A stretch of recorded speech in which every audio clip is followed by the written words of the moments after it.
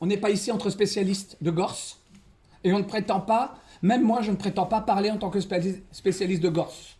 C'est ce que je disais hier à Rémi. D'habitude, j'ai une sorte de pente qui fait que quand je parle d'un auteur, j'essaie de tout lire de l'auteur.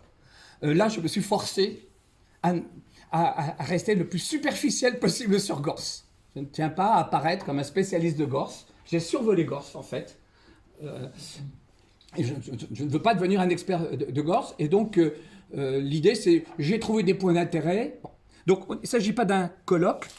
Il s'agit véritablement d'une rencontre. C'est-à-dire, nous, à la MCD, ça, je ne l'ai pas encore dit, donc on fait un travail depuis maintenant un certain nombre d'années que nous pensons indispensable, qui est un travail méthodologique et conceptuel, car nous pensons que malheureusement, trop de personnes s'indignent, s'insurgent, se révoltent, mais s'il n'y a pas une base conceptuelle et méthodologique, il me semble que, pour reprendre une phrase d'un copain qui s'appelle Bernard Boya, à faire ce qu'on a toujours fait, on obtiendra ce qu'on a toujours obtenu, c'est-à-dire rien. Il faut quand même acter que, à moins de se raconter que la révolution vient et que l'insurrection est en train d'arriver, en réalité, non. Donc, l'idée, c'est que nous, à la MCD, on a un certain nombre d'apports, déjà, ce qu'on appelle, nous, dans notre jargon à nous, la saison 1. Et là, on est très bien passé la saison 2, ça apparaîtra plus. Voilà. Donc, c'est vraiment une rencontre entre Gorse et la décroissance selon Garp ou selon la MCD. Autrement dit, nous prendrons certains textes de Gorse comme prétexte, au sens vraiment prétexte, je sépare, ça va précéder, c'est le préalable, c'est la base sur laquelle on va s'appuyer pour remonter. Après, un dernier mot, un peu encore en méthode, comment lire un texte? Là aussi, on a un petit peu d'expérience, voire même récente. Il y a 3-4 mois, quand j'ai fait une intervention où il n'y avait que des universitaires, mais on a vu à quel point ils ne savaient pas lire des textes. Désolé de le dire, je faisais une intervention sur... On m'avait demandé de faire une intervention sur Serge Latouche. Donc je faisais une intervention sur Serge Latouche et on m'avait demandé donc, de faire une présentation et après de s'appuyer sur des textes. Donc on présente les textes. Sitôt les textes lus, la personne qui organisait ça a demandé un tour de table et quelqu'un a dit moi, dans le deuxième texte, à la ligne 4, j'aurais pas dit ça. Bon, ok, très bien. Alors là, je peux vous dire que quand on commence comme ça à lire un texte et que chacun y va par uniquement sa plus petite focale, donc le gros bout de la lorgnette, c'est ce que c'est le gros bout de la lorgnette qui fait que c'est petit, et ben on est mal barré. Bon. Donc là, on essaiera de procéder, comment dire, de façon un peu... Donc, on lit le texte, alors soit on le lit tous ensemble, soit on le lit séparément. Là, on va faire à chaque fois, suivant la longueur du texte, etc.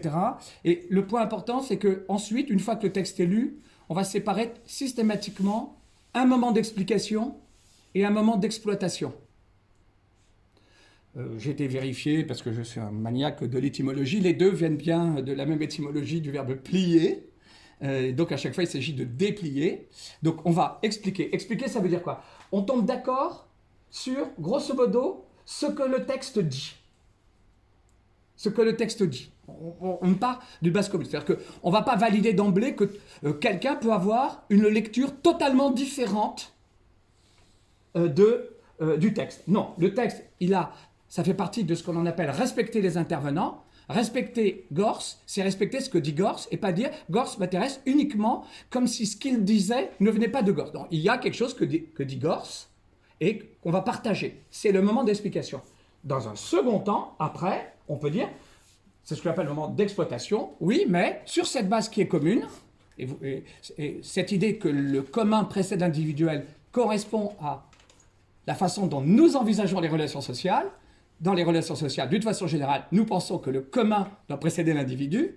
Donc, avant d'avoir des moments d'exploitation individuelle, nous aurons un moment d'exploitation commune. C'est pour ça que nous appelons la maison commune de la décroissance et non pas la maison des individus décroissants. C'est très clair. Et pour le dire encore plus lourdement, nous pensons que la décroissance est un nom commun. Au sens propre de ce qu'est un nom commun. C'est-à-dire un nom qui est commun, c'est-à-dire en français un substantif, et que donc dans un substantif, il y a de la substance. Et nous pensons que cette substance doit être commune. Donc, voilà. Il nous arrive quelquefois de terminer, quand on a vraiment des gens très sympathiques, de dire que nous espérons que la décroissance sera bien le communisme du XXIe siècle. Bon. Pourquoi s'intéresser à Gors? Alors là, vous filmez, comment vous faites Si, c'est en train de... même là, ça filme, Oui, hein oui. Oh mon Dieu. Donc, pourquoi s'intéresser à Gors?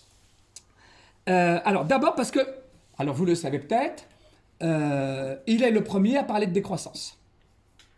Il est le premier qui va employer le terme de décroissance. Mieux que ça, il va l'employer dans le bon sens.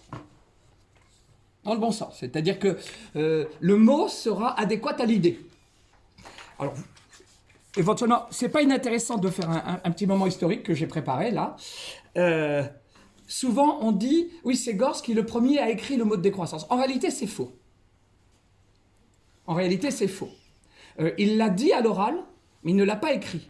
Et c'est pas inintéressant de voir les différences entre ce qu'il dit à l'oral, ce qu'il écrit et ce que d'autres disent. C'est ce que je vais faire maintenant pour tout de suite caler un peu la problématique. Donc, en 1972, je pense que la plupart d'entre vous le savent, est publié un texte. Alors, je ne sais pas quelle réception nous devrions avoir de ce texte. Est-ce que nous devrons être enthousiasmés que dès 1972, un tel texte avertissait déjà pour éviter, je cherche l'expression de Macron dont on parlait hier, qui aurait pu Prédire. Prédire ou imaginer Prédire. cela, hein, vous vous rappelez lors des vœux il y a 2-3 ans, etc. Et donc en 72, la Commission européenne demande à des chercheurs du MIT de faire un rapport qu'on va appeler le rapport Meadows, parce qu'il est essentiellement fait par les époux Meadows. Donc il fait un rapport Meadows. Ce rapport Meadows est publié dans le courant de l'année 1972. Et ce rapport Meadows, au départ, n'a pas beaucoup d'impact. Enfin, on n'en parle pas beaucoup. Il est très très vite descendu, en particulier par le PC français. Hein, Georges Marchais tire à boulet rouge sur... bon. Et à l'époque, le PC... imaginez-vous qu'au millénaire précédent, le PC faisait 20%. Un rêve pour aujourd'hui un candidat de gauche, mais il faisait 20% aux élections. Donc quand le premier secrétaire du PC tire à boulet rouge sur le rapport Meadows, ça fait... Mais il se trouve que Gors, à ce moment-là, est au comité de direction du nouvel observateur, et du coup, il va organiser un colloque sur le rapport Meadows, et puis il y aura, c'est d'ailleurs toi qui m'avais envoyé, tu l'as là encore, c'est toi qui me les avais envoyés, je sais que tu les as, le numéro du Nouvel Obs, voilà, sur, le rapport Meadows. Et donc, dans un texte qui s'appelle Les démons de l'expansion, voilà, 5 pages. Voilà, vous pourrez regarder, article lumineux, dans un numéro spécial, donc daté de juin-juillet 72. Alors voilà exactement lui ce qu'il dit. En fait, il y a le colloque et puis après il y a l'article. Alors voilà ce qu'il dit dans le colloque. Donc parallèlement à ce numéro spécial, Nouvel Observateur a organisé en juin 72 un débat public sur le rapport Meadows où est invité Sicko Menschelt, donc la commission. Il y avait Herbert Marcuse, il y avait Edgar Morin. Voilà. Bon, et c'est lors de ce débat qu'André Gors prononça bien le terme de décroissance. Voilà exactement ce qu'il dit. Il dit « L'équilibre global dont la non-croissance tirait, voire la décroissance tirait, de la production matérielle est une condition. Cet équilibre global est-il compatible avec la survie du système ? Il pose la question. Mais là, on a explicitement, vous voyez, et ce qui est intéressant, c'est que avant la publication du rapport Meadows, le commissaire européen chargé du rapport, qui est Sicko Menschelt, avait publié, voilà ce qu'il disait, lui, dans sa lettre, la fameuse lettre de Menschelt, il dit, en partant de l'hypothèse d'une population mondiale stable, parce que si vous avez jeté un coup d'œil sur le rapport Meadows de 72, c'est très influencé par un livre de quelqu'un qui s'appelle Ehrlich, qui avait écrit quelque chose de la banque P. C'est-à-dire que la question démographique est vraiment mise, en avant. Donc, en partant de l'hypothèse d'une population mondiale stable, il semble possible, du moins en théorie, de réaliser un certain équilibre dans la croissance de divers facteurs. Voilà ce que dit quand même Siegfried Scholz. Donc, un certain équilibre dans la croissance de divers facteurs. On a là quelque chose que nous, on appelle la décroissance sélective. C'est-à-dire que c'est certains facteurs qui doivent décroître et d'autres qui doivent continuer à croître. C'est ce qu'on appelle la décroissance sélective. Mais tout le monde comprend bien que si la décroissance est sélective, prenez la décroissance sélective, ça revient à dire que là où on ne décroît pas, on continue à croître. Donc prenez la décroissance sélective, c'est en réalité prenez la croissance sélective. Il semble possible, du moins en théorie, de réaliser un certain équilibre dans la croissance des divers facteurs nécessaires pour assurer la survie de l'humanité. Dans ce cas, il faut toutefois que toutes les conditions suivantes soient remplies. Une forte réduction de la consommation des biens matériels par habitant, compensée par l'extension, donc ce que ma main gauche vient de ma main droite est en train de le trahir. Alors, mais par l'extension des biens corporels, prévoyance sociale, épanouissement intellectuel, organisation des loisirs, activités récréatives. C'est-à-dire qu'on a quand même cette idée qui est d'emblée là, que la décroissance, c'est certains secteurs, mais que d'autres doivent continuer à croître. J'espère qu'on aura l'occasion de dire très clairement, je peux dire dès maintenant, que quand nous critiquons la croissance, en fait, nous ne critiquons pas la croissance. Vous savez, nous savons que les plantes croissent. Nous savons ça. Nous savons que les enfants grandissent. Donc, mais quand on dit qu'on critique la croissance, en fait, si on était très très précis dans le vocabulaire, nous devrions dire que ce que nous critiquons, ce n'est pas la croissance. C'est la croissance pour la croissance. C'est-à-dire quand la croissance devient le but, quand la croissance est le début des buts et le but. Donc dans ce cas-là, elle est le début et la fin, la finalité. Et donc effectivement, ce qui est ennuyeux, c'est la croissance pour la croissance. Et c'est quand on commence à comprendre ça, on se posera la question, et j'anticipe sur des choses qu'on va dire tout au long de la semaine, ça va poser la question sur la croissance économique. Mais est-ce que, je dirais, le cercle vicieux, la spirale vicieuse, parce que c'est une spirale, la spirale vicieuse de la croissance, est-ce qu'elle ne porte que sur le domaine économique ? Est-ce qu'elle ne vient pas polluer aussi ce qui ne devrait pas être pollué ? Pour le dire autrement, quand le quantitatif intervient dans le qualitatif, est-ce que finalement ça a un sens de dire qu'il faut plus de liens, plus de bonheur, plus d'amour, plus de convivialité ? Même la convivialité doit être quantifiée, mais dire qu'il en faut plus ? Et là, c'est l'une des réflexions que nous faisons beaucoup à la MCD. Nous comprenons bien que ce qui nous ennuie, c'est qu'effectivement, la croissance est à elle-même sa propre fin. On verra que ça a un lien très très très fort à ce que, quand on reparlera de Donofrio Romano, on appelle le régime de croissance. Cette idée de régime de croissance qui prétend, on verra, c'est un rapport avec... c'est un rapport. Voilà. Gors, lui, voilà ce qu'il écrivait. Dans le même, dans le Nouvel Observateur. Mais qui vous parle d'arrêter la croissance ? Croyez-vous vraiment qu'il suffit de stabiliser à son niveau actuel la consommation par le monde industrialisé de ressources irremplaçables ? Cette consommation, il s'agit de la réduire. Et là, on va retrouver systématiquement, ne serait-ce que pour laisser une part plus grande de ressources à la disposition des peuples qui n'ont pas encore leur industrie. Rapport Nord-Sud, souvent on fait semblant, on entend la critique pour dire oui, mais vous les décroissants, vous êtes un truc de blancs et de riches blancs, et vous ne vous posez pas la question Nord-Sud.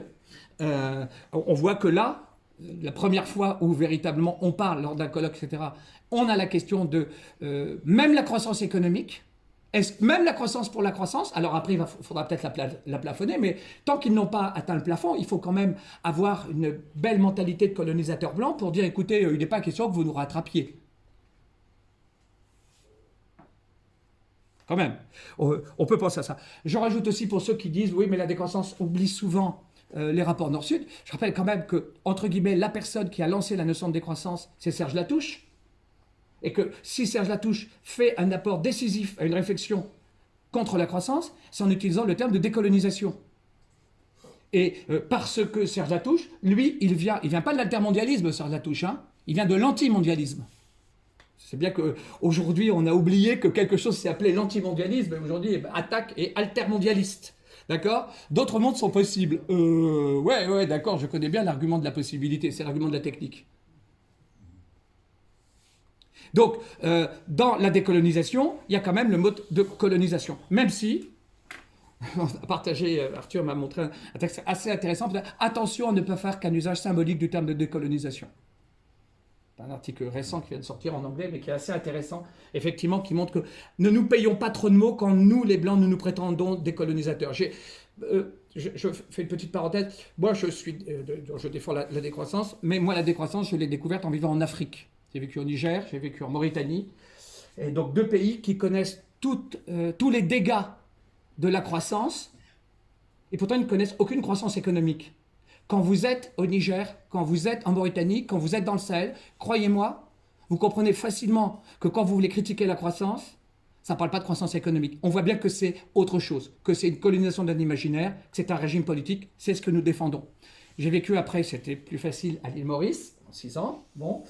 Et à l'île Maurice, là, on a soi-disant un miracle économique, donc on a une croissance économique, mais croyez-moi, cette croissance économique, elle est là aussi avec tous les dégâts, de la colonisation des imaginaires. Donc, voilà pourquoi, un premier point, voilà pourquoi parler de décroissance avec Gorce. Deuxième raison pour laquelle on peut s'intéresser à Gorce, c'est que Gorce, moi je le dis, ne pense pas toujours dans le style marxiste. En réalité, au début, il pense marxiste, après il a tout un milieu où il pense moins marxiste. Sur la fin, je crois que malheureusement, il redevient dans le style marxiste. Alors, qu'est-ce que j'appelle le style marxiste? Ce que j'appelle le style marxiste, c'est... Valérie, tout à l'heure, tu employais ce mot-là, je ne sais plus quand. C'est le style sectaire. Alors, c'est quoi le style sectaire? Le style sectaire, c'est le style qui fait une différence complète, totalement opposée, entre l'intérieur de la secte et l'extérieur de la secte. Donc, à l'extérieur, c'est les ex-sectes, et à l'intérieur, c'est les insectes. Donc, une différence énorme. Grosso modo, à l'intérieur, on a toujours raison. Et même si à un moment, quelqu'un, soulève une difficulté, il devra, le plus vite possible, repasser devant nous pour une autocritique. À l'extérieur, ils ont toujours tort. Ce style marxiste, qui nous vient de Marx, ce style marxiste, fondamentalement, il repose sur une croyance, sur une foi. Cette foi, c'est qu'il y a de telles contradictions dans le capitalisme que le capitalisme ne pourra pas ne pas s'effondrer. Je pense qu'il devait être plus facile d'écrire ça à la fin du 19e siècle qu'au début du 21e siècle. Mais bon, le matérialisme historique ayant un style marxiste, ils peuvent, je pense, et j'en connais encore beaucoup aujourd'hui, ne pas tenir compte du tout des échecs historiques de cette façon de faire. Pour le dire autrement, nous à la MCD, quand nous critiquons le capitalisme ou quand nous critiquons la croissance, nous ne les critiquons pas parce qu'ils échouent. Nous les critiquons parce qu'ils réussissent. Et mieux que ça, nous les critiquons d'autant plus que nous, à l'intérieur, nous échouons. Mais à l'extérieur, incontestablement, je veux dire qu'il suffit... Alors, après, vous pouvez vous blinder. Vous n'avez pas de réseaux sociaux, mon cas, mais vous n'avez pas la télé, ce qui n'est pas mon cas. Et puis, vous ne voyagez pas. Mais je me rappelle cette fois, je vais oser dire que j'étais à Hong Kong, dans un McDo, parce que systématiquement, quand j'étais à l'étranger, j'allais manger dans un McDo. Systématiquement 2 cheeseburgers dans tout McDo des pays que j'ai visités dans le monde. C'est en tout cas un moyen de comparaison comme un autre. Bon. Et je me rappelle à Hong Kong, j'étais avec mon épouse, et un type qui arrive en roller avec un casque, etc. Et là, à ce moment-là, je peux vous dire qu'on s'est dit, la révolution, elle ne va pas bien de là. Et il faut vraiment ne pas voyager et vivre vraiment dans ces oasis décroissants pour se raconter qu'on est en train de réussir. Je rappelle, en plus, ayant suffisamment vécu en Mauritanie et au Niger, que les oasis, c'est toujours dans le désert. Autrement dit, les oasis, c'est des lieux de vie pour ceux qui ont déserté. Ce qui a des conséquences sur ce que veut dire un frein politique et ce que veut dire le mot repolitisation. Il ne va pas s'agir de déserter. Il ne va pas s'agir de nier les oasis, mais il va s'agir de voir quand même que les oasis, c'est de la fermeture. Et c'est un vrai problème. C'est un vrai problème. Donc, chez Gors, en tout cas le Gors du milieu, on a vraiment une autocritique forte de la critique du capitalisme. Bon, vous le savez, il a écrit un livre qui s'appelle « Adieu au prolétariat ». Et ça a été comme un pavé dans la mare, c'est-à-dire il faut arrêter de croire qu'il existe une classe privilégiée, il faut arrêter de croire qu'il existe un front central des luttes, il faut arrêter de croire que la lutte des classes, l'histoire jusqu'à nos jours a toujours été l'histoire de la lutte des classes, ça doit être la première phrase du manifeste du Parti communiste. Non, il ne faut pas croire ça. Il ne faut pas croire ça. Donc on a quelqu'un là qui a été très très autocritique. Et puis dernier point, pourquoi s'intéresser à Gors? Parce que nombre de ses propositions entrent en résonance, pour certaines en écho, malheureusement, simplement. Je fais référence, vous savez, au concept de résonance chez quelqu'un qui s'appelle Hartmut Rosa, qui montre qu'il faut distinguer entre la résonance, quand il y a de la vibration, et l'écho. L'écho, il n'y a pas de vibration. L'écho, c'est de la déception amoureuse, hein, pour ceux qui connaissent la mythologie grecque, et la pauvre nymphe, l'écho. L'écho, c'est ce qui se passe dans les réseaux, ce qu'on appelle les mèmes. C'est-à-dire où là, on a de l'écho, on n'a absolument pas d'interdépendance, on n'a pas de vibration, on n'a pas de chair, on a quelque chose qui est totalement désincarné. Donc nous, on pense qu'un certain nombre de nos thèmes entrent en résonance. Là, je renvoie un peu à la problématique du travail que nous, on a fait depuis des années. Nous pensons que malgré toutes les variétés et les formules différentes de décroissance, nous pensons qu'il existe un noyau commun de tous les décroissants. C'est-à-dire que dès que quelqu'un se prétend plus ou moins proche de la décroissance, il nous semble qu'il est possible non pas d'inventer, mais de découvrir un noyau qui est là, mais qui est un peu couvert. On a juste à le découvrir pour le faire apparaître. Ce noyau, il repose pour nous sur 4 points, 4 piliers. Une définition. Bon, on en a en réalité plusieurs, mais la définition la plus simple, c'est la décroissance, c'est le contraire de la croissance. Voilà, c'est la définition la plus simple, qui fonctionne très bien. Un peu plus technique, la décroissance, c'est un moment très court. Aujourd'hui, on vit dans un monde de croissance. J'espère qu'on a tous un peu, si ce n'est de l'espoir, mais de l'espérance. Nous espérons tous vivre un jour dans un monde post-capitaliste, post-croissance, post-développement, post-capitalisme. Mais j'espère qu'on a tous compris qu'on ne va pas y aller d'un claquement de doigts et que ce n'est pas d'un claquement de doigts qu'on passe du monde de la croissance à un monde libéré de la croissance. Donc il va falloir, un petit intermédiaire. Le monde dans lequel on est, on le rejette. Le monde que l'on espère, on le projette. Donc entre le rejet et le projet, on a le trajet. Et on pense que la décroissance est fondamentalement la définition technique la plus normale à noter. C'est effectivement la décroissance, c'est l'ensemble des trajectoires qui permettent de passer d'un monde que l'on rejette à un monde que l'on espère. Voilà. Donc ça, ça, on va le trouver chez Gors. Et c'est chez Gors pour la première fois que j'ai trouvé la phrase. Alors lui, il le disait à propos du socialisme. Où il se posait la question, combien de temps il faut rester socialiste? Pour ceux qui savent, le mot socialisme, si votre connaissance du socialisme, c'est simplement avec le PS français, effectivement, vous êtes mal barré. Mais si vous avez une connaissance un peu plus marxiste du socialisme, vous savez que le socialisme, normalement, est une période intermédiaire entre un premier moment qui est la dictature de la bourgeoisie, qui possède les moyens de production, et qu'on appelle le capitalisme, un dernier moment qui est le communisme, dans lequel il n'y a plus de dictature, et puis pour passer de l'un à l'autre, la période qu'ils appellent le socialiste, où là on passe de la dictature de la bourgeoisie à la dictature du prolétariat, avec une collectivisation, je vais vite, des moyens de production. Dans l'idéal, combien de temps devrait durer la transition socialiste? Réponse de Gors, tant que le capitalisme existera. Et au fond, c'est je trouve une assez bonne définition de ce que est la décroissance. C'est-à-dire, c'est un point très très important, à savoir quand le copain, vous connaissez je pense de nom, en tout cas Timothée Paric, parle de projet de décroissance, je suis toujours ennuyé. Parce que la décroissance, pour moi, c'est pas un projet politique.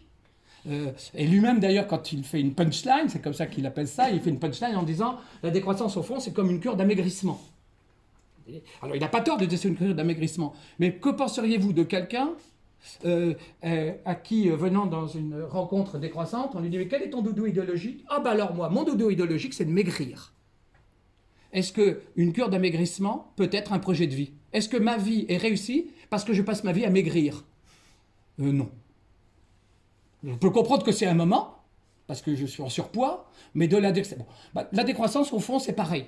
Que ça soit une cure d'amaigrissement, oui. De là à se dire que ça soit la finalité, non. Pour le dire encore plus clairement, autant la croissance, on la critique quand il s'agit de croître pour croître, autant la décroissance, nous ne défendons pas la décroissance pour décroître. La décroissance n'est pas à elle-même sa propre finalité. Je pense que c'est assez important de dire que, là je regarde à ce moment-là un membre d'Alter Capitae, la prospérité, puisque Alter Capitae, notre association amie, proche, très très proche, défend la décroissance prospère, dans la décroissance prospère, il y a quelque chose de continuel qui pose problème. Moi, une décroissance prospère, c'est des gens qui vont rester dans la décroissance non. Et deux remarques là-dessus. On aimerait bien que ce moment de transition soit le plus rapide possible, qu'il arrive le plus tôt possible, car plus on tarde, plus ça risque d'effondrer. Et d'y aller non. Si on ne va pas décroître par anticipation, on va décroître par catastrophe. C'est une distinction d'un copain qui s'appelle Luc Semal, que vous connaissez peut-être, qui est une distinction je trouve très très intéressante.